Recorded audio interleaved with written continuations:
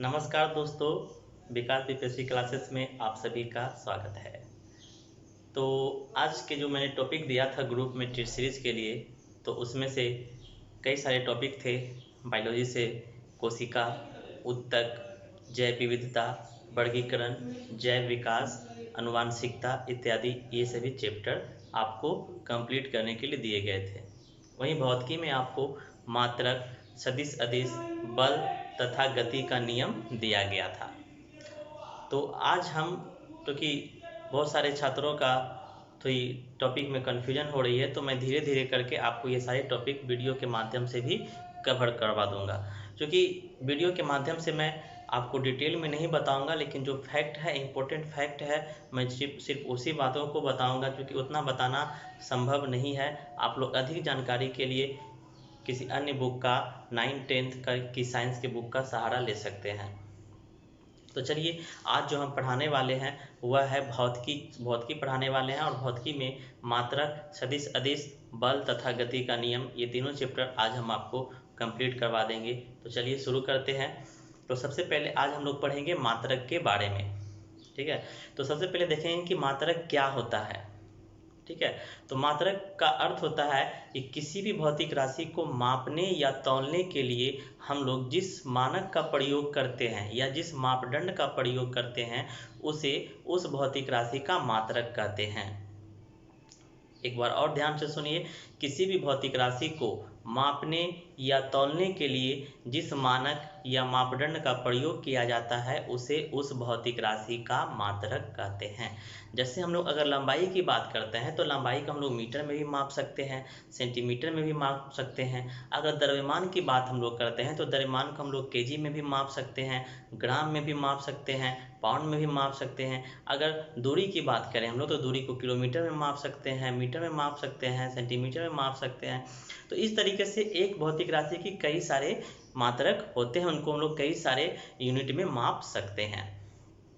तो अब हम इसके बाद देखेंगे मात्रक के प्रकार। तो मात्रक को दो भाग में बांटा गया है, एक मूल मात्रक, दूसरा व्युत्पन्न मात्रक, fundamental unit and derived unit. तो फंडामेंटल यूनिट मतलब मूल मात्रक का मतलब होता है कि वैसे मात्रक जिनको व्यक्त करने के लिए किसी अन्य मात्रक की आवश्यकता नहीं होती है। इसमें हम लोग और एक चीज़ देख लेते हैं कि वैसे भौतिक राशि जिसे व्यक्त करने के लिए किसी अन्य भौतिक राशि या अन्य पदों की आवश्यकता नहीं होती है उसे मूल भौतिक राशि कहते हैं और उनके मात्रक को मूल मात्रक कहते हैं। ठीक है, जैसे हम लोग अगर लंबाई की बात करें तो लंबाई को हमको व्यक्त करने के लिए किसी और चीज़ भौतिक राशि की आवश्यकता नहीं है, किसी और भौतिक पदों की आवश्यकता नहीं है। हम लोग डायरेक्ट उसे मीटर में माप सकते हैं, सेंटीमीटर में माप सकते हैं, किलोमीटर में माप सकते हैं। द्रव्यमान की अगर हम बात करें तो द्रव्यमान को हम लोग डायरेक्ट केजी में माप सकते हैं, ग्राम में माप सकते हैं। तो ये सभी जो है वह मूल मात्रक कहलाते हैं। अब हम अगर आधारीय राशि या व्युत्पन्न राशि या व्युत्पन्न मात्रक की बात करें तो वैसे भौतिक राशि जिन्हें व्यक्त करने के लिए किसी अन्य भौतिक राशि या अन्य पदों की आवश्यकता होती है उसे व्युत्पन्न भौतिक राशि कहते हैं तथा इसके मात्रक को व्युत्पन्न मात्रक कहा जाता है। तो फिर से सुनिएगा कि वैसे भौतिक राशि जिसे व्यक्त करने के लिए हमें किसी और भौतिक राशि या किसी और भौतिक पदों का सहारा लेना पड़ता है उसे हम लोग व्युत्पन्न भौतिक राशि कहते हैं और उनके मात्रक को व्युत्पन्न मात्रक कहते हैं। जैसे अगर हम लोग चाल की बात करें तो चाल हम तभी निकाल सकते हैं किसी वस्तु की जब मेरे पास दूरी और समय हो। तो चाल को व्यक्त करने के लिए दूरी और समय रहना आवश्यक है, तभी हम किसी वस्तु की चाल को निकाल सकते हैं। तो इस प्रकार से चाल जो है वह व्युत्पन्न मात्रक है। अगर हम क्षेत्रफल की बात करें तो किसी वस्तु का क्षेत्रफल हम तभी निकाल सकते हैं जब हमारे पास लंबाई और चौड़ाई दोनों हो। तो क्षेत्रफल जो है वह लंबाई पे भी डिपेंड कर रहा है, चौड़ाई पे भी डिपेंड कर रहा है, यानी कि क्षेत्रफल लंबाई और चौड़ाई के गुणनफल पे डिपेंड करता है। तो इसलिए क्षेत्रफल एक व्युत्पन्न राशि है। आयतन की बात करें तो आयतन को हम लोग नापने के लिए या मापने के लिए हम लोग लंबाई की आवश्यकता होती है, चौड़ाई की आवश्यकता होती है, ऊंचाई की आवश्यकता होती है। मतलब कि आयतन जो है वह लंबाई, चौड़ाई और ऊंचाई तीनों के गुणनफल पर डिपेंड कर रहा है। तो इस प्रकार से आयतन एक व्युत्पन्न राशि है और इसके मात्रक हमारा व्युत्पन्न मात्रक कहलाएगा। जितने सारी व्युत्पन्न राशि है उन सभी का मात्रक को व्युत्पन्न मात्रक कहलाएगा। तो आयतन की अगर मात्रक की बात करें तो मीटर क्यूब, क्षेत्रफल की मात्रक की बात करें तो मीटर स्क्वायर। ठीक है, तो इस तरीके से हम लोग व्युत्पन्न राशि की पहचान कर सकते हैं। अब हम लोग देखेंगे कि मात्रक की पद्धतियाँ। ठीक है, मात्रक की पद्धतियाँ, तो मात्रक को 4 पद्धतियों में बांटा गया है। जी हाँ दोस्तों, मात्रक को 4 पद्धतियों में बांटा गया है। पहला MKS पद्धति, दूसरा CGS पद्धति, तीसरा FPS पद्धति, चौथा SI पद्धति। क्रम आप इधर सुधर भी कर ले, कोई प्रॉब्लम नहीं है, लेकिन आप सिर्फ ये याद रखें कि 4 पद्धतियों में मात्रक को मापा जाता है। पहला MKS पद्धति, दूसरा CGS पद्धति, तीसरा FPS पद्धति और चौथा SI पद्धति। अब हम लोग देखेंगे MKS पद्धति। तो MKS पद्धति अर्थात M का मतलब मीटर, K का मतलब किलोग्राम, S का मतलब सेकेंड, मतलब इसे मीटर किलोग्राम सेकेंड पद्धति भी कहा जाता है। इसमें हम लोग लंबाई को मीटर में मापते हैं, ठीक है, द्रव्यमान को केजी में और समय को सेकेंड में मापा जाता है।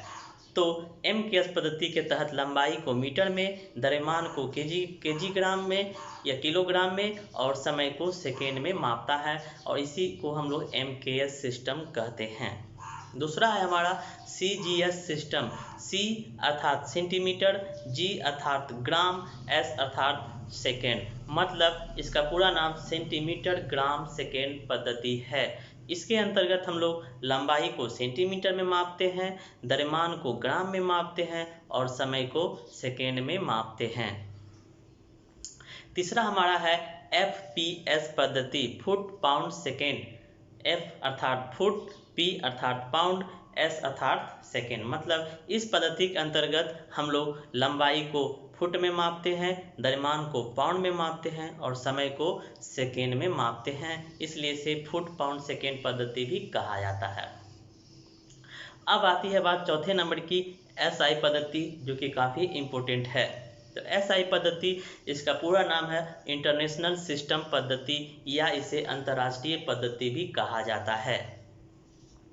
इसकी अंतर्राष्ट्रीय पद्धति 1960 में जिनेवा अधिवेशन हुआ था, एक माप तोल इकाई की जिनेवा अधिवेशन का आयोजन हुआ था। उसी आयोजन में SI पद्धति को मान्यता मिली और पूरे विश्व में इस मात्रक की प्रचलन किया गया, तो इसलिए इसे अंतर्राष्ट्रीय पद्धति के नाम से जाना जाता है। मतलब वैसे पद्धति, मात्रक मापने की वह पद्धति जो पूरे विश्व में जो पूरे विश्व उसका उपयोग करता हो, जो पूरा विश्व उसके बारे में जानता हो, उसे हम लोग SI पद्धति कहते हैं। तो अब हम लोग देखेंगे कि SI पद्धति के कुछ मात्रक होते हैं। SI पद्धति के कुछ मात्रक होते हैं जिसे कि SI पद्धति के मूल मात्रक कहा जाता है। तो SI पद्धति में कुल 7 मूल मात्रक होते हैं। पहला लंबाई, जिसका मात्रक होता है मीटर। दूसरा द्रव्यमान, जिसका मात्रक होता है केजी।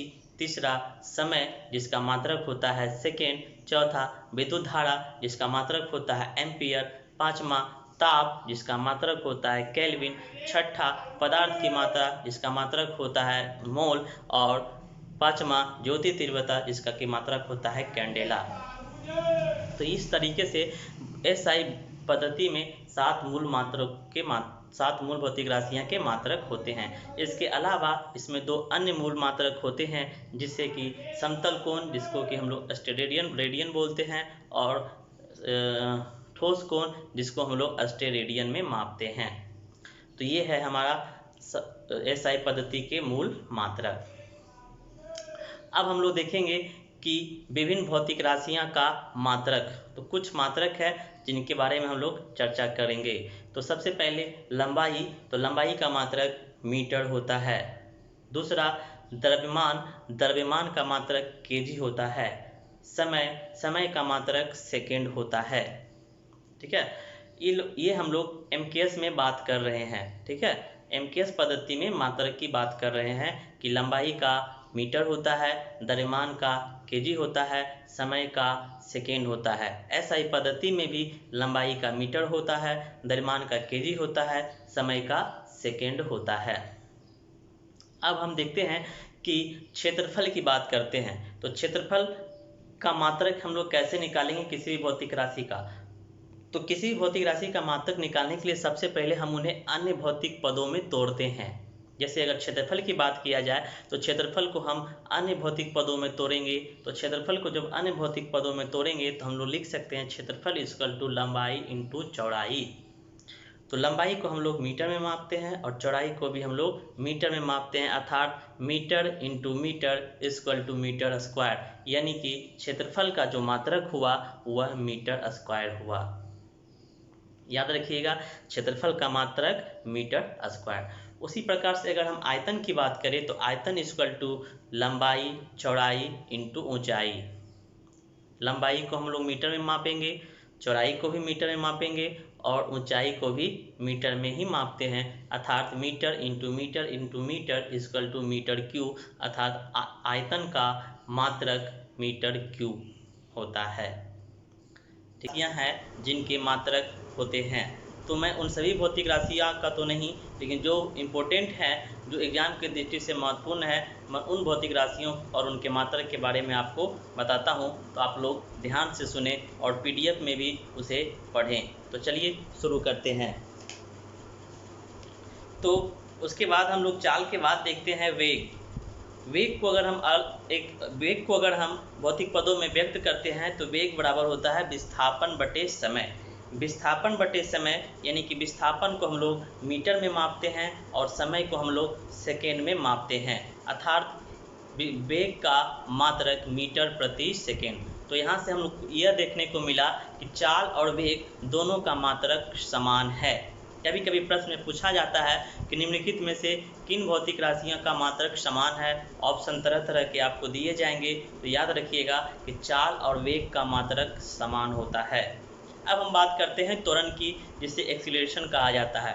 तो त्वरण को जब हम फॉर्मूला में लिखेंगे तो त्वरण बराबर होता है वेग में परिवर्तन बटे समय। तो वेग में परिवर्तन बटे समय अर्थात वेग का मात्रक मीटर प्रति सेकेंड और नीचे गुना सेकेंड स्क्वायर, मतलब मीटर प्रति सेकेंड स्क्वायर। तो त्वरण का जो एसआई मात्रक, त्वरण का जो एमकेएस में मात्रक होगा वह होगा मीटर प्रति सेकेंड स्क्वायर। उसी तरीके से बल की अगर बात करें तो बल बराबर द्रव्यमान गुना त्वरण। जैसे हम लोग तोड़ेंगे, इसका यूनिट निकालेंगे तो बल का मात्रक होगा केजी मीटर प्रति सेकेंड स्क्वायर।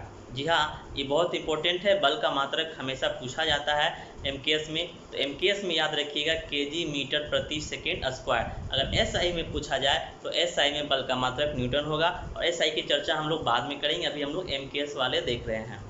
संवेग, संवेग का अगर फॉर्मूला लिखा जाए तो संवेग बराबर होता है द्रव्यमान गुना वेग और इसका मात्रक निकालने पर केजी मीटर प्रति सेकेंड होता है। तो संवेग का मात्रक केजी मीटर प्रति सेकेंड होता है। आवेग का अगर बात करें तो आवेग का मात्रक होता है बल इंटू समय। तो आवेग का एसआई मात्रक ज़्यादातर पूछा जाता है। तो आवेग का एसआई मात्रक अगर पूछा जाए तो आवेग बराबर होता है बल इंटू समय। तो बल का एसआई मात्रक न्यूटन और समय का सेकेंड। तो आवेग का एसआई मात्रक हो गया न्यूटन सेकेंड।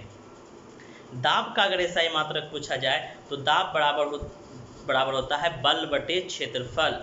बल का न्यूटन और बटे क्षेत्रफल मतलब मीटर स्क्वायर। तो दाब का एसआई मात्रक न्यूटन प्रति मीटर स्क्वायर और इसी को हम लोग पास्कल भी कहते हैं। यह पिछले बार बीपीएससी में पूछा गया प्रश्न है। तो दाब का एसआई मात्रक पास्कल या इसे हम लोग न्यूटन प्रति मीटर स्क्वायर भी कहते हैं।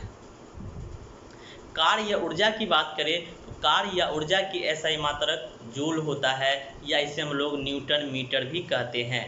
याद रखिएगा, कार्य और ऊर्जा दोनों का मात्रक समान होता है और दोनों का मात्रक जूल होता है और जूल को हम लोग न्यूटन इंटू मीटर भी कहते हैं।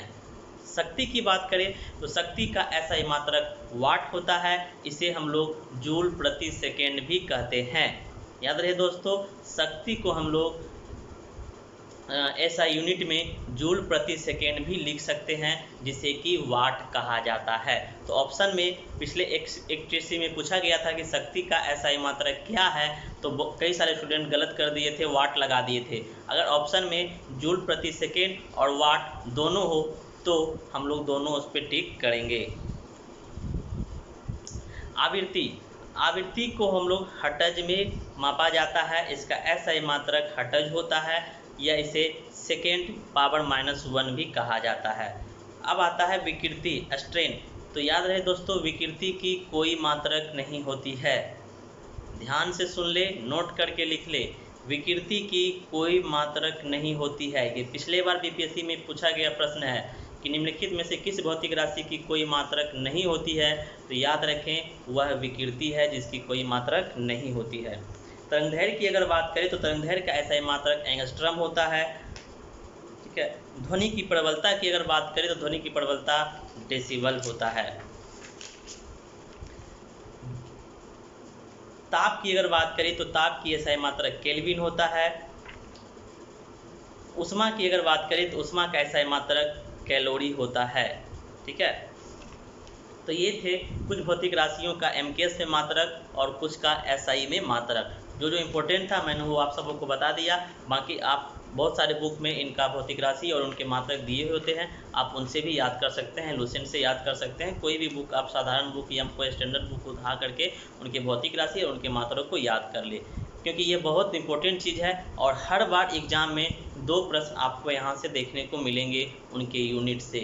तो आप इसे अच्छी तरीके से याद करें और बार बार रिवीजन करते रहें। अब देखते हैं हम कि अश्वशक्ति, हॉर्स पावर। अब अश्वशक्ति की हम बात करेंगे कि अश्वशक्ति, तो अश्वशक्ति जो है वह बड़ी मशीनों की दक्षता मापने का मात्रक है, जिसे कि हम लोग हॉर्स पावर या HP भी कहते हैं। बड़ी मशीनों की शक्ति या दक्षता को मापने के लिए हॉर्स पावर का यूज किया जाता है, HP का यूज किया जाता है। 1 HP 1 horse power equal to होता है 746 वाट। बहुत इंपॉर्टेंट प्रश्न है ये, आप लोग इसे एकदम नोट कर ले कि 1 HP इक्वल टू 746 वाट होता है। अब हम लोग बात करेंगे कुछ खगोलीय मात्रक के बारे में। कुछ खगोलीय मात्रक के बारे में हम लोग बात करेंगे। तो सबसे पहले हम लोग देखेंगे खगोलीय इकाई, जिसे कि एस्ट्रोनॉमिकल यूनिट कहते हैं। तो एस्ट्रोनॉमिकल यूनिट कहने का मतलब होता है कि सूर्य और पृथ्वी के बीच की जो दूरी होती है उसे एस्ट्रोनॉमिकल यूनिट कहा जाता है। और एक एस्ट्रोनॉमिकल यूनिट इक्वल टू होता है 1.495 इंटू 10⁻11 मीटर। इसे हम लोग 1.5 इंटू 10⁻11 मीटर भी लिख सकते हैं। तो याद रखिएगा 1 astronomical unit equal to 1.495 into 10⁻11 metre होता है। काफ़ी इंपॉर्टेंट है ये। दूसरा हम लोग देखते हैं खगोलीय वर्ष, जिसे हम लोग कहते हैं लाइट ईयर्स, या फिर इसे हम लोग कहते हैं प्रकाश वर्ष। ठीक है, प्रकाश वर्ष लाइट ईयर। तो प्रकाश वर्ष क्या है, ये बहुत इंपॉर्टेंट यह भी है, काफ़ी प्रश्न इससे पूछे जाते हैं, लगभग हर एक एग्जाम में इससे प्रश्न पूछे जाते हैं। तो प्रकाश वर्ष है कि निर्वात में प्रकाश द्वारा 1 वर्ष में तय की गई दूरी को हम लोग प्रकाश वर्ष कहते हैं। याद रहे, निर्वात में प्रकाश के द्वारा 1 वर्ष में तय की गई कुल दूरी को प्रकाश वर्ष कहते हैं, और यह दूरी का मात्रक है। बहुत सारे स्टूडेंट प्रकाश वर्ष देख करके समझ जाते हैं कि ये समय का मात्रक है, लेकिन ये कन्फ्यूजन में ना रहे, यह समय का मात्रक नहीं है, यह एक दूरी का मात्रक है। कौन सी दूरी का, तो यह खगोलीय दूरी का मात्रक है। प्रकाश वर्ष खगोलीय दूरी का मात्रक है। अब एक प्रकाश वर्ष बराबर जो होता है वह 9.46 इंटू 10⁻15 मीटर होता है। याद रहे दोस्तों, एक प्रकाश वर्ष अर्थात एक लाइट ईयर बराबर 9.46 इंटू 10⁻15 मीटर होता है। इसे भी याद रखें। अब हम लोग बात करते हैं पार्सेक। तो पार्सेक जो है वह सभी खगोलीय मात्रक में सबसे बड़ा मात्रक है, मतलब यह खगोलीय दूरी मापने का सबसे बड़ा मात्रक है। प्रश्न में कई बार पूछे जाते हैं कि खगोलीय दूरी मापने का या दूरी मापने की सबसे बड़ी इकाई कौन है। ऑप्शन में दिए जाते हैं प्रकाश वर्ष, खगोलीय वर्ष, पारसेक, बहुत सारे ऑप्शन दिए जाते हैं, तो उनमें से पारसेक आंसर होगा, क्योंकि पारसेक सबसे अधिक दूरी मापने वाली इकाई है। एक पारसेक इक्वल टू होते हैं 3.08 इंटू 10⁻16 मीटर। आप लोग पीडीएफ में इसे सुधार कर लीजिएगा, पीडीएफ में 6 मीटर लिखा गया है, थोड़ी मिस्टेक हो गई है, आप लोग उसे 16 कर लीजिएगा। तो एक पारसेक बराबर होता है 3.08 इंटू 10⁻16 मीटर, याद रखिएगा। या इसी को हम लोग जब प्रकाश वर्ष में बदलते हैं तो एक पारसेक बराबर 3.26 प्रकाश वर्ष होता है। बहुत सारे प्रश्नों में यह भी पूछे जाते हैं कि एक पारसेक बराबर कितना प्रकाश वर्ष, तो 3.26 प्रकाश वर्ष। तो ये था हमारा यूनिट का चैप्टर, आप लोग इसे समझ गए होंगे और विस्तार से भी पढ़ सकते हैं, इम्पोर्टेंट फैक्ट को मैंने बता दिया। अब हम शुरू करेंगे सदिश और अदिश, ठीक है, सदिश और अदिश।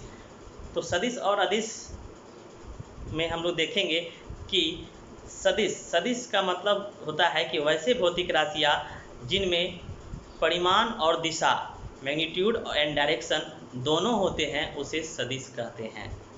याद रहे दोस्तों, सदिश में परिमाण और दिशा दोनों होते हैं, उसे हम लोग सदिश कहते हैं। अदिश में परिमाण तो होता है लेकिन दिशा नहीं होते हैं। वैसे भौतिक राशि जिनमें सिर्फ परिमाण हो, दिशा नहीं हो, उसे अदिश राशियाँ कहे जाते हैं। तो कई बार पूछता है कि सदिश और अदिश में क्या अंतर है, तो सदिश में क्या होता है कि परिमाण और दिशा दोनों होते हैं, अदिश में सिर्फ परिमाण होता है, दिशा नहीं होता है। कथन के रूप में ये प्रश्न ज़्यादातर पूछे जाते हैं। तो याद रहे कि सदिश में परिमाण और दिशा दोनों होते हैं, अदिश में सिर्फ परिमाण होता है, दिशा नहीं होते हैं। अब कुछ सदिश को हम लोग देखेंगे, कुछ सदिश अदिश आप लोग एक लिस्ट बना लें और उस लिस्ट से सदिश अदिश को याद करें। सदिश में हम लोग देखेंगे कुछ, जैसे वेग हो गया, वेग सदिश राशि है, त्वरण हो गया, त्वरण सदिश राशि है, बल हो गया, बल सदिश राशि है, संवेग हो गया, संवेग सदिश राशि है, आवेग हो गया, आवेग सदिश राशि है। तो इस प्रकार ये सभी सदिश राशि हैं। अदिश की अगर हम बात करते हैं तो विद्युत धारा अदिश राशि है, दूरी अदिश राशि है, चाल अदिश राशि है, और इसी तरीके से कई कार्य अदिश राशि है, दाब अदिश राशि है। तो इस तरीके से हम लोग देखते हैं कई सारे सदिश और अदिश राशियों में बांटे गए हैं। उन्हें आप एक लिस्ट बना लें और उस लिस्ट में सदिश को अलग लिखे, अदिश को अलग लिखे। जो इम्पोर्टेंट भौतिक राशि अदिश राशियाँ सदिश राशियाँ हैं, उन्हें आप एक ट्रिक बना लें और ट्रिक के माध्यम से ज़रूर याद रखें। काफ़ी इम्पोर्टेंट है ये, और यह प्रश्न में हमेशा पूछे जाते हैं। तो सदिश और अदिश में और कोई इम्पोर्टेंट नहीं है, बस आपको यह याद रखना है कि कौन सी राशियाँ सदिश है, कौन सी राशियाँ अदिश है, इसे आप लोग याद कर लें, ठीक है। अब हम लोग देखेंगे गति और विराम, रेस्ट एंड मोशन। गति का मतलब होता है मूव, मोशन, ठीक है। तो गति का मतलब होता है कि यदि कोई वस्तु समय के सापेक्ष, मतलब समय के साथ अपने स्थान में परिवर्तन करता है, तो उस वस्तु को गति की अवस्था में कहा जाता है, मतलब उसे गति कहते हैं। फिर से सुनिएगा, यदि कोई वस्तु समय के सापेक्ष, मतलब समय के साथ अपने स्थान में परिवर्तन करता है, उसे गति की अवस्था कहते हैं या गति कहते हैं। जैसे हम लोग अगर चलते हैं तो कुछ न कुछ दूरी तय करते ही हैं। अगर स्थान परिवर्तन, चलना मतलब यहाँ से वहाँ स्थान अगर परिवर्तन करते हैं अपने, तो उसमें कुछ समय लगता है। तो समय के साथ हम लोग जब स्थान में परिवर्तन करते हैं तो उसे हम लोग क्या कहेंगे, गति कहेंगे या गति की अवस्था में कहा जाएगा। विराम की अगर बात करें तो जब कोई वस्तु समय के साथ अपनी अवस्था में कोई परिवर्तन नहीं करता है तो उसे विरामावस्था कहा जाता है, अर्थात विराम की अवस्था कहा जाता है। जैसे मेज पे रखी हुई किताब, जैसे सोता हुआ, जैसे रखी हुई बॉल, जो भी विरामावस्था में हो, जिसमें स्थान में कोई परिवर्तन ना हो, उसे हम लोग विराम कहते हैं। और कई सारे उदाहरण हैं, आप लोग इसे देखकर समझ सकते हैं। दैनिक जीवन में आपके पास कई सारे उदाहरण ऐसे पड़े होंगे जो कि गति और विराम को दर्शाता है, तो आप लोग उसे देखकर समझ सकते हैं। अब हम बात करते हैं कि अब इसके संबंधित में कुछ भौतिक राशियाँ हैं जिनके बारे में हम डिस्कस करते हैं। कि जैसे कि हम लोग बात करते हैं कि चाल। तो चाल क्या है कि एकांक समय में तय की गई दूरी को हम लोग चाल कहते हैं। ठीक है, एकांक समय में तय की गई दूरी को हम लोग क्या कहते हैं, चाल कहते हैं। और चाल बराबर जो फॉर्मूला होता है वह होता है दूरी बटा समय। चाल एक अदिश राशि है। ठीक है, चाल एक क्या है, अदिश राशि है, याद रखिएगा। दूसरा क्या है कि वेग की अगर हम बात करें तो एकांक समय में किसी निश्चित दिशा में, वेग में याद रखिए एक दिशा शब्द डायरेक्शन वर्ड आ जाता है। एकांक समय में किसी निश्चित दिशा में तय की गई दूरी को वेग कहा जाता है। अर्थात वेग बराबर हम लोग बात करेंगे तो विस्थापन बटे समय होता है। अर्थात इसका भी मात्रक मीटर प्रति सेकेंड होता है, लेकिन यह एक सदिश राशि है। तो चाल और वेग में काफ़ी ज़्यादा कंफ्यूजिंग वाला चीज़ है कि दोनों का मात्रक तो सेम है। चाल का मात्रक भी मीटर प्रति सेकेंड है, वेग का मात्रक भी मीटर प्रति सेकेंड है, लेकिन दोनों अलग अलग राशियां हैं। चाल में दिशा नहीं होती है, वेग में दिशा होती है, इसलिए चाल अदिश राशि है और वेग सदिश राशि है। ये डिफरेंट आपको याद रखना है। अब हम लोग देखेंगे, तो ये चाल और वेग के डिफरेंट को आप समझ गए। अब हम लोग देखेंगे दूरी और विस्थापन में क्या डिफरेंट है। दूरी क्या होता है कि किसी एक बिंदु से दूसरी बिंदु की पथ की लंबाई, जितनी लंबाई होती है उसे हम लोग दूरी कहते हैं। मतलब कि एक बिंदु से दूसरी बिंदु, प्रारंभिक अवस्था से अंतिम अवस्था तक की जो लंबाई होती है वह दूरी कहलाती है।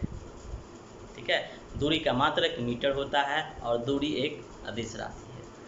अब अगर विस्थापन की बात किया जाए तो विस्थापन प्रारंभिक बिंदु और अंतिम बिंदु के बीच की सबसे न्यूनतम दूरी होती है। विस्थापन ये डिपेंड नहीं करता है कि हम कितना चल रहे हैं, कितनी दूरी तय करें, उससे उस विस्थापन को कोई लेना देना नहीं है। विस्थापन सिर्फ यह देखेगा कि आप जहां से चले थे, मतलब आपकी प्रारंभिक बिंदु क्या थी और आप अंतिम समय में आपकी अंतिम बिंदु क्या है, वो उन दोनों के बीच में सबसे न्यूनतम दूरी कौन है, सबसे न्यूनतम रास्ता कौन है, और वही विस्थापन होगा।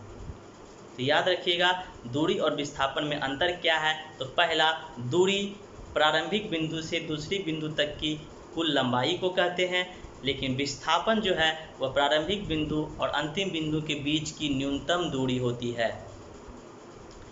दूरी एक अदिश राशि है तो विस्थापन एक सदिश राशि है, लेकिन मात्रक की बात करें तो दूरी का भी मात्रक मीटर और विस्थापन का भी मात्रक मीटर होता है। तो इस तरीके से हम लोग दूरी और विस्थापन की भी चर्चा कर लिए और उनके अंतर को भी हम लोग समझ लिए। अब हम लोग देखेंगे बल के बारे में। तो बल की परिभाषा क्या है, तो पहले परिभाषा को देखते हैं। तो बल वह भौतिक कारक है जिसे किसी वस्तु पर लगाने से वह वस्तु अपने स्थान में परिवर्तन करता है या करने की चेष्टा करता है। याद रखिएगा, किसी वस्तु पर बल लगाने से वह वस्तु या तो अपनी स्थान में परिवर्तन करेगा या फिर स्थान परिवर्तन की चेष्टा करेगा। अगर लगाया गया बल वस्तु से अधिक होगा तो वस्तु स्थान में परिवर्तन करेगा। यदि लगाया गया बल वस्तु के बल से कमज़ोर होगा तो वस्तु स्थान परिवर्तन नहीं करेगा, वह स्थान परिवर्तन करने की चेष्टा करेगा। तो यह बल का डिफिनेशन है। बल की अगर एसआई मात्रक की बात करें तो बल का एसआई मात्रक न्यूटन होता है। बल का अगर एमकेएस सिस्टम में बात करें तो बल का एसआई एमकेएस सिस्टम में केजी मीटर प्रति सेकेंड स्क्वायर होता है और बल का एक मात्रक डाइन भी होता है और 1 न्यूटन बराबर 10⁵ डाइन होता है और बल एक सदिश राशि है। तो ये सारे फैक्ट आप बल के बारे में याद रखें। ठीक है, अब हम देखेंगे कि गति संबंधित न्यूटन्स के नियम। तो न्यूटन ने गति से संबंधित 3 नियम दिए जिसे कि न्यूटन के गति का नियम कहा जाता है। तो आइए इन सबों नियमों को हम लोग बारी बारी से देखते हैं। तो Newton first law of motion, मतलब न्यूटन की गति का पहला नियम यह है कि यदि कोई वस्तु पर कोई बाह्य बल आरोपित किया जाए तो वह वस्तु तब तक अपनी स्थिति में परिवर्तन नहीं करती है जब तक कि उस पर कोई बल आरोपित ना हो। मतलब कोई भी वस्तु अपनी गति की अवस्था या विरामा की अवस्था, याद रखिए दोस्तों, कोई भी वस्तु अपनी गति की अवस्था या विरामा की अवस्था तब तक बनाए रखती है जब तक कि उस पर कोई बाह्य बल कार्य ना करे। यही न्यूटन का पहला नियम है। आप लोग याद रखें, फिर से सुनिए कि कोई भी वस्तु गति की अवस्था या विरामा की अवस्था तब तक बनाए रखती है जब तक कि उस पर कोई बाह्य बल कार्य ना करे, और इसी को हम लोग न्यूटन का प्रथम नियम कहते हैं।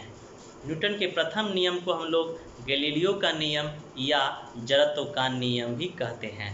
ये काफ़ी इंपॉर्टेंट चीज़ है, याद रखिएगा कि न्यूटन के पहले नियम को हम लोग गैलीलियो का नियम या जड़त्व का नियम भी कहते हैं। क्योंकि न्यूटन का जो पहला नियम है वह एक तरीक़ा से देखा जाए तो बल के नियमों का अनुसरण करती है, बल का परिभाषा का अनुसरण करती है। इस प्रकार से न्यूटन के पहले नियम से बल का परिभाषा प्राप्त होता है। ठीक है, तो याद है, पहला नियम के बारे में हम लोग देख लिए। अब दूसरे नियम की चर्चा करते हैं। दूसरा नियम क्या है कि संवेग में परिवर्तन की दर लगाए गए बल के समानुपाती होती है। संवेग का जो परिवर्तन का दर है वह बल के समानुपाती होगा, मतलब F समानुपाती P1 माइनस P2। यही संवेग में परिवर्तन होता है।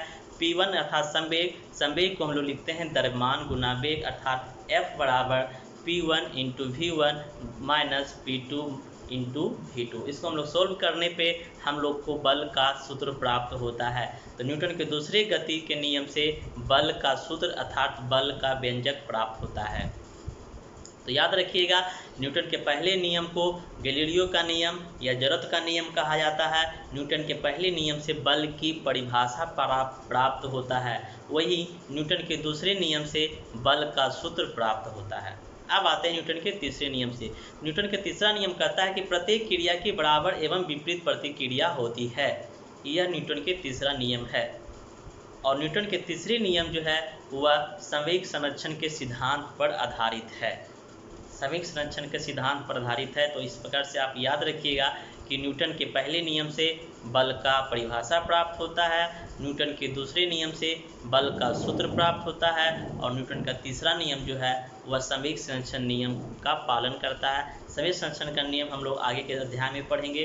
तो आई होप आप लोग का यह वीडियो समझ में आया होगा, और आप लोग इस वीडियो के बाद देखने के बाद नोट्स का रिवीजन कर ले, आपको काफ़ी हद तक बातें समझ में आ जाएगी। तो चलिए, धन्यवाद। अगर आपको वीडियो पसंद लगे तो इसको शेयर और लाइक ज़रूर कीजिएगा। धन्यवाद।